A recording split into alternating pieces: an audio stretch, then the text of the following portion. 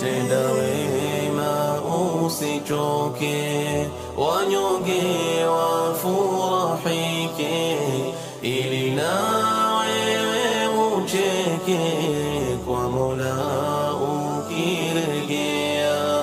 Ndiye Mola mkarimu na wema huwa kirimu, furaha ilotimamu na peponi kuwatia.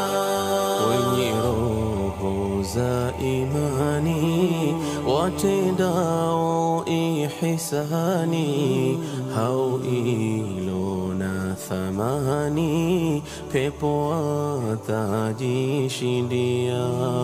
Kwa kuwatazama vyema masikini na yatima na wanyonge na vilema, kwao wakijitolea. Tenda wema usichoke, wanyonge wafurahike, ili na wewe ucheke kwa Mola ukirejea.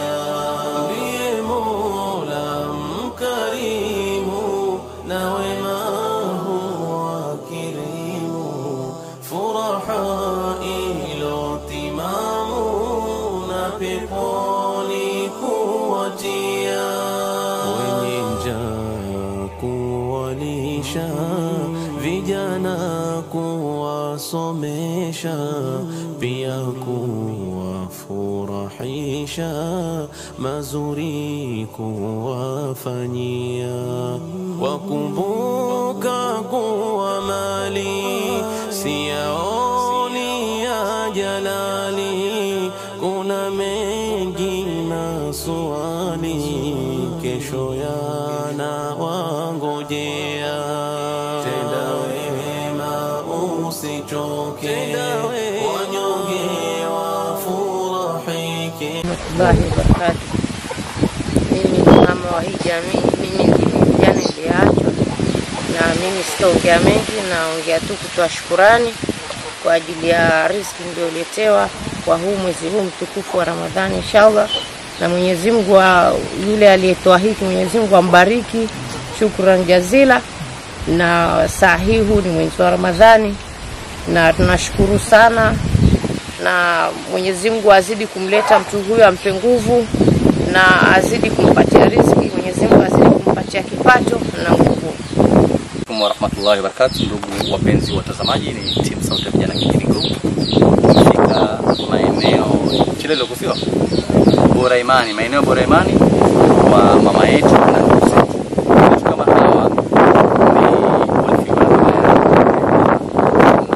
na kweli kama Sauti ya Vijana kushirikiana na ndugu zetu kutoka maeneo ya Kipini, tumejikaza kuja kuwaletea bandali la ungasima moja, alafu na bandali la ngano moja, na maziwa box moja, alafu na sukari kilo 6, na pia tuko na mafuta. Ndugu zetu kama nyinyi kushirikiana pamoja na Sauti ya Vijana, Mwenyezi Mungu awabariki, Mwenyezi Mungu awahifadhi, Mwenyezi Mungu awekee katika mezani tu za santi zenu.